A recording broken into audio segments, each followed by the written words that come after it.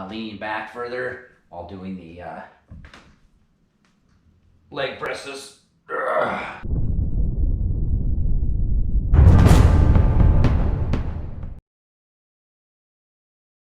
What's up there, YouTube?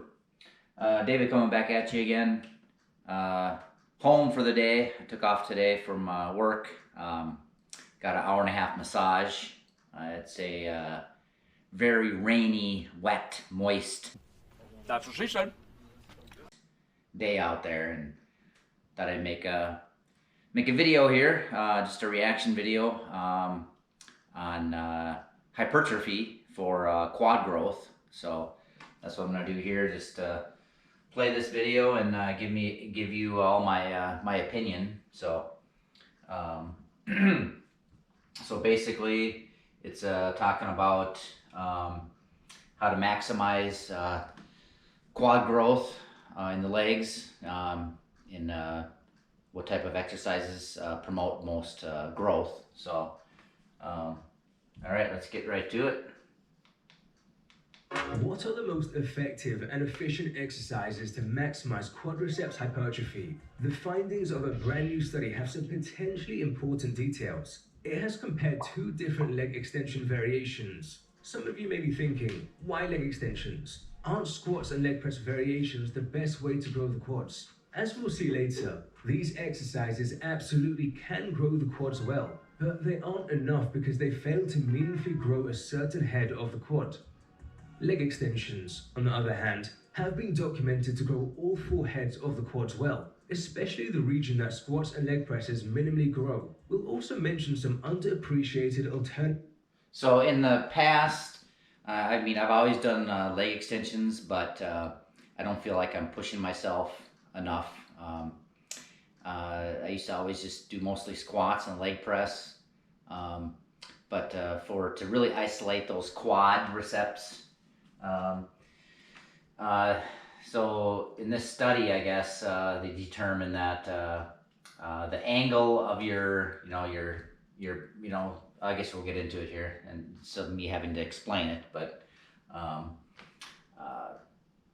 to really maximize quad growth, you really do have to push a little bit harder, get past the lactic acid buildup in the burn, and that just in turn promotes more muscle growth. So so we'll get into it here. It's two leg extensions if you can't train them. 22 untrained men were recruited. With one leg, subjects trained the typical leg extension. The hips were flexed at 90 degrees and they moved the knee joint from 110 to 0 degrees. With the other leg, they trained the leg extension with a hip flexed to 40 degrees, with the knee joint also moving from 110 to 0 degrees. So the only... Yeah, so you can see for this example of leg extensions, this person's leaning back, so there's a 40 degree angle there, to really get that, get the quads lengthened, get the more stretch in the quadricep muscles. The leg extension machine at the gym at any time here in Alexandria, the back doesn't go back that far, but you could probably improvise and kind of slide the hips, slide the butt further on the pad, so then your back is more at that angle. So let's see what this talks about here. The difference was this variation has us leaning back. The subjects trained both exercises with these variables. Whenever subjects reached 20 reps on the first set, load was increased to keep them in the 15 to 20 rep range. The fact each subject trained with both exercises was great, since this means the same subjects were in both conditions. Therefore, differences in genetics, nutrition, and outside lifestyle factors likely won't confound the study. The quadriceps consist of four heads, and the researchers measured both rectus femoris and vastus lateralis growth each at an upper and lower region. The result? Rectus femoris growth at both regions was 1.4 to 2.7 times greater with a 40-degree hip flex leg extension. How on earth is this possible? I'm gonna go back on that here. It's kind of hard to believe there what they're stating, but there's studies on it. supposedly. Um, but normal leg extensions is sitting upright, um, with 90-degree hip and leg flexion. Um,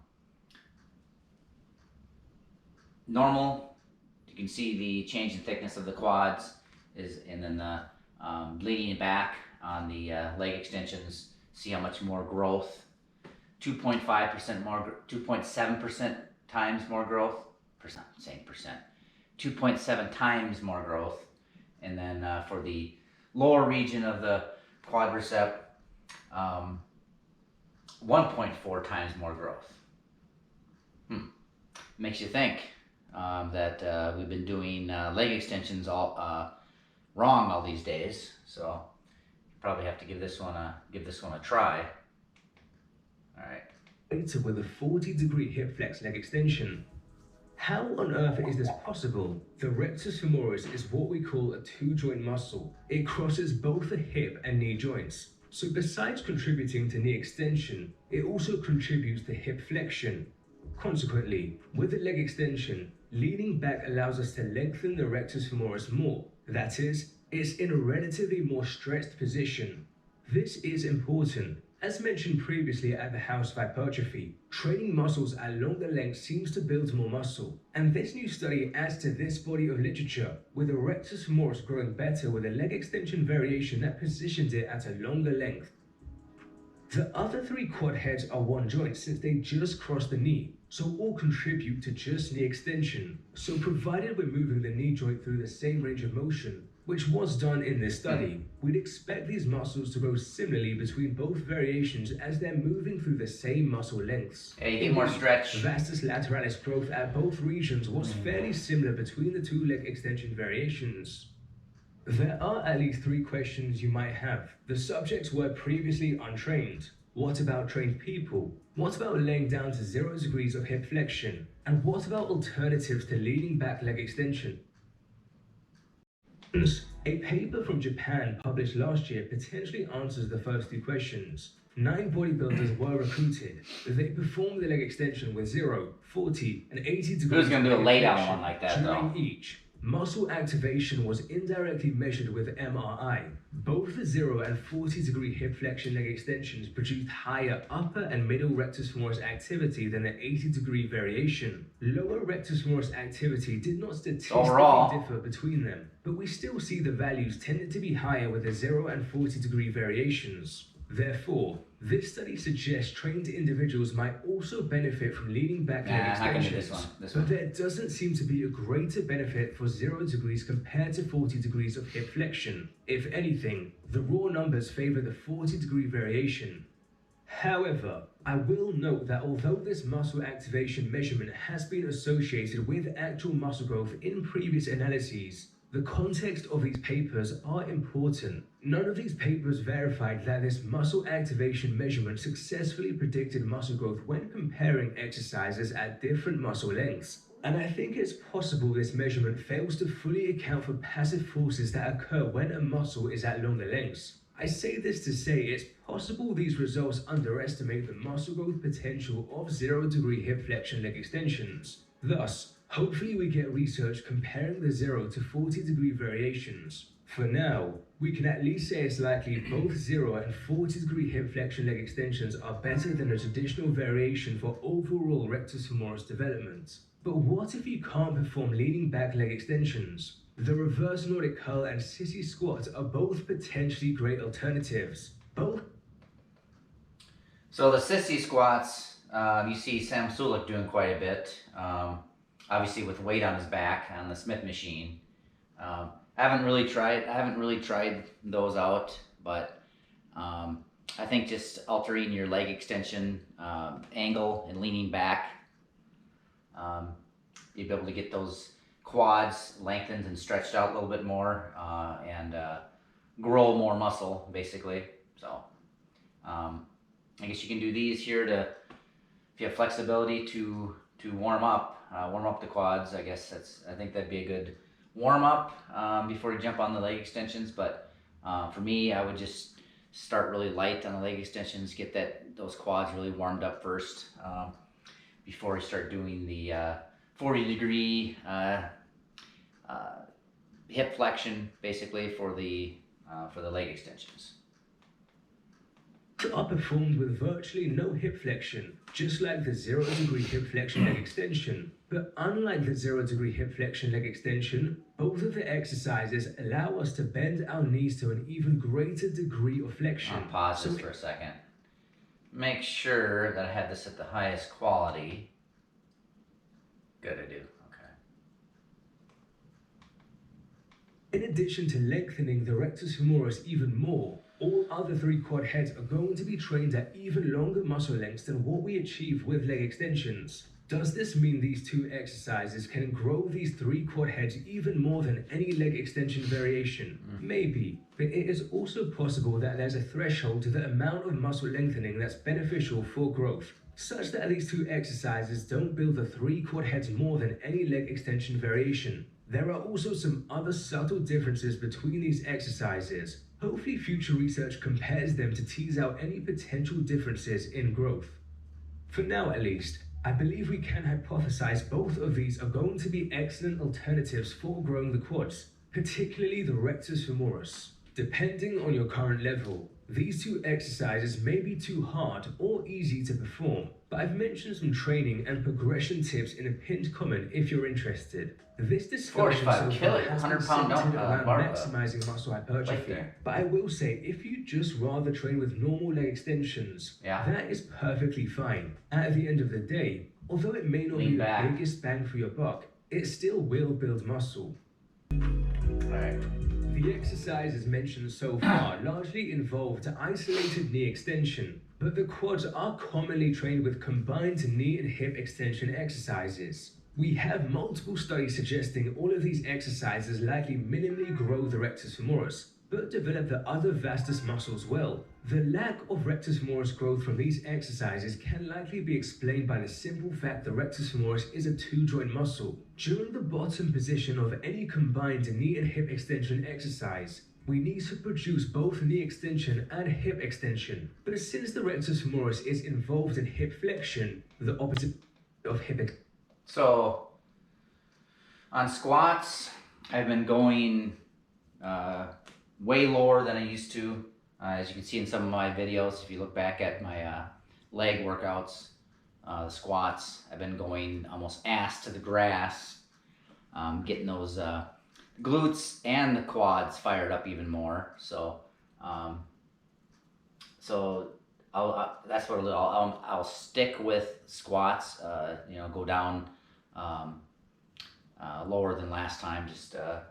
So right here you can see only went down parallel, but I go down further. If you can go down farther, that'll just really engage the quads and the glute muscle a little bit more. So I'll do squats, and then I will incorporate leg press and leg extensions. It's good to do a variety. But the one thing I'm going to play with, of course, what this video talked about is the 40-degree hip flexion, leaning back further while doing the leg presses. But extension. A strong contraction would fight against us trying to get up. The other vastus muscles are just involved in the extension, so are free to highly contribute to the extension in these exercises. So it makes sense these grow well from these exercises. Some of you may be wondering, the leg extension also still grows the vastus muscles. How does this growth compare to that achieved from combined knee and hip extension exercises? Most of the electromyographic analyses I found comparing leg extensions to squats, lunges, or leg presses showed that the latter exercises elicited higher activity of the various vastus muscles. Now, as mentioned at the House of Hypertrophy previously, electromyographic studies have limitations, but as described by researcher Brad Schoenfeld, there seems to be an upcoming study finding when comparing leg extensions to leg presses grew the vastus lateralis better. And that the leg extension targets the rectus femoris. I can see that. Mid quad muscle, so that goes down the center of the quad, and the vastus lateralis, one of The outer muscles, the lateralis is on the lateral. quad muscles. Is targeted to a greater extent with the leg press. Some degree of upper to lower regional Leg press differences hits could those areas exist. more. This study compared Smith machine squat to leg extension training in trained subjects. Unsurprisingly, the leg extensions grew the rectus femoris more, especially at the lower region. As a note, based on the data we've seen, we can hypothesize if leaning back leg extensions were performed, much better upper and middle rectus femoris growth would have been seen.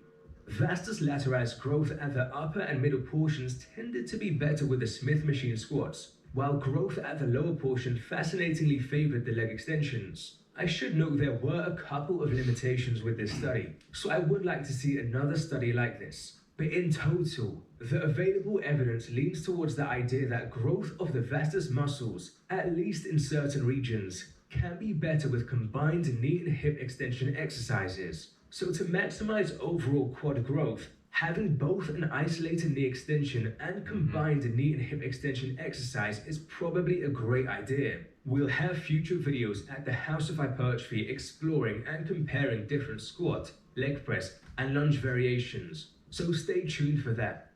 Considering the conflicting information across the web, things can get pretty confusing about how you may want to train. I hope the videos at the House of Hypertrophy go some way to clearing up this confusion, but our high-quality partner, the Alpha Progression app, may also assist you. An extremely well-designed download this app, Alpha Progression, so this is the app I use when I'm training. 100% tailored to You your can plug needs. in every This can take you less than the time you take to all your brush your workouts in teeth. detail. There are over a quadrillion input combinations on which your plan is based, and you can still personalize things. During workouts, the app analyzes your performance and suggests how you may progress to sustain muscle gains. Graphs display your long-term progress, and there's a huge exercise database of some of the best muscle building movements with simple video and text instructions. Try out all the premium features free for 2 weeks with a link in the description and comments. And if you like it and choose to go beyond, the link gives you 20% off a subscription.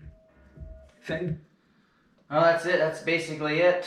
I guess, in my opinion, that seems to make a whole lot of sense with the hip flexion, leaning back on the leg extensions, getting that extra deep, getting those quad muscles to lengthened. I'm sure you've all heard about the training in a long lengthened position. So for that extra stretch. So that's what I'm gonna start doing for leg extensions. I will incorporate squats and leg press into my workout still. Maybe some dumbbell walking lunges, and then of course leg curls, some hip abductions, calf raises. You know, all the normal stuff. But hope you liked the video. If you did, hit that like button, and if you haven't subscribed already, I'd really appreciate if you'd subscribe to my channel here. Started yesterday, my cut. So I'm going on a 16-week, 20-pound cut. Right now I'm 182, 183. So I'm planning on losing 20 pounds and in preparation for a bodybuilding show in September. So you'll see my progress if you keep watching my videos. I'll be trying to put out between 4 and 6 videos a week. 4 workout videos and 1 or 2 cardio videos, and maybe 1 video critique or my opinion, kind of an opinion video on another video. Basically, this is what this one was. So, all right, hope you all have a good one, and I will see you next time.